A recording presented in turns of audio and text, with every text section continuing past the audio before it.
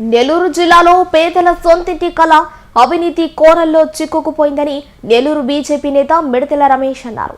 రాష్ట్ర హౌసింగ్ శాఖలో సుమారు 8,000 కోట్ల రూపాయల మేర భారీ దోపిడీ జరిగిందని, ఇందులో అధికారుల హస్తం ఉందంటూ వారు ఆరోపణలు చేశారు.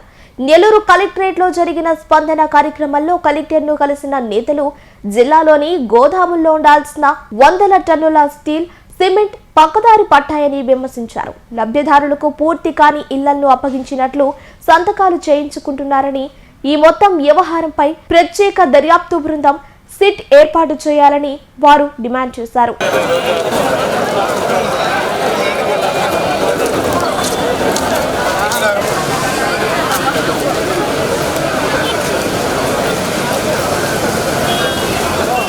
పేదలకు సొంత ఇంటి కళ అనేది ఈ రాష్ట్రంలో ప్రత్యేకించి నెల్లూరు జిల్లాలో నెరవేరని కళగానే మిగిలిపోతూ ఉంది. రాష్ట్ర హౌసింగ్ శాఖలో 8,000 కోట్ల రూపాయల మేర దోపిడీ జరిగింది. రాష్ట్ర గోడంలో గాని, నెల్లూరు జిల్లా గోడంలో గాని 100 టన్నుల స్టీలు, 1000 బస్తాల సిమెంటు, తలుపులు, కిటికీలు, ద్వారబంధాలు, ఇతర మెటీరియల్స్ అన్ని కూడా పక్కదారి పట్టి అమ్ముకునేస్తే లబ్ధిదారులకు పూర్తి కాని ఇళ్లని పూర్తయినట్లుగా లబ్ధిదారులను పిలిపించి సంతకాలు పెట్టించి ఇల్లు హ్యాండ్ ఓవర్ చేస్తూ ఉన్నారు. 2.5 సంవత్సరంగా నెల్లూరు జిల్లాలో కాంట్రాక్టర్ల చేత కానీ, లబ్ధిదారుల చేత కానీ హౌసింగ్ నిర్మాణాలు జరగడం లేదు. కారణం ఏందని అడిగితే విజిలెన్స్ ఎంక్వైరీ అంటారు. రాష్ట్రంలో అన్ని జిల్లాల్లో విజిలెన్స్ ఎంక్వైరీ ఉంది. అయితే నెల్లూరు జిల్లా లబ్ధిదారులకు మాత్రం ఈ అధికారులు చేసిన పాపానికి పేద ప్రజల ఫలితం అనుభవిస్తున్నారు. ప్రత్యేక సిట్ ఏర్పాటు చేసి దర్యాప్తు జరపాలని డిమాండ్ చేస్తూ ఉన్నాం.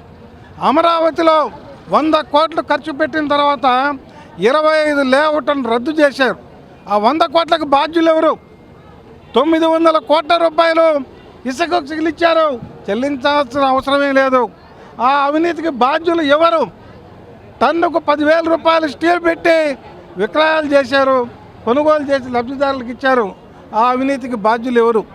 16,000 టన్నుల స్టీలు తుప్పుపట్టి పాత ఇనుముకి వేసుకోవాల్సిన పరిస్థితి ఉంటే ఆ ఇనువుని ఇప్పుడు లబ్ధిదారులకు ఇస్తామంటున్నారు. పాత ఇనుము వేసే ఇనువుని లబ్ధిదారులకు ఇస్తే ఆ ఇల్లు కూలిపోతుంది. వీటి మీద ఏ అధికారి కూడా బాధ్యత వహించడం లేదు. ఆప్షన్ 3లో ఉన్న కాంట్రాక్టర్లకైతే బిల్లులు ఆపేశారు. లబ్ధిదారులకు సొంతంగా అకౌంట్లో డబ్బులు వేసిన నెల్లూరు జిల్లాలో నిర్మాణాలు జరగడం లేదు. పెద్ద అవినీతి కుంభకోణం జరుగుతుంది. దీని మీద స్టేట్ విజిలెన్స్ కానీ, హౌసింగ్ విజిలెన్స్ కానీ సమగ్ర దర్యాప్తు చేయలేదు. అందువల్ల ప్రత్యేక సిట్ ఏర్పాటు చేయాలని రాష్ట్ర ముఖ్యమంత్రిని మేము డిమాండ్ చేస్తున్నాం.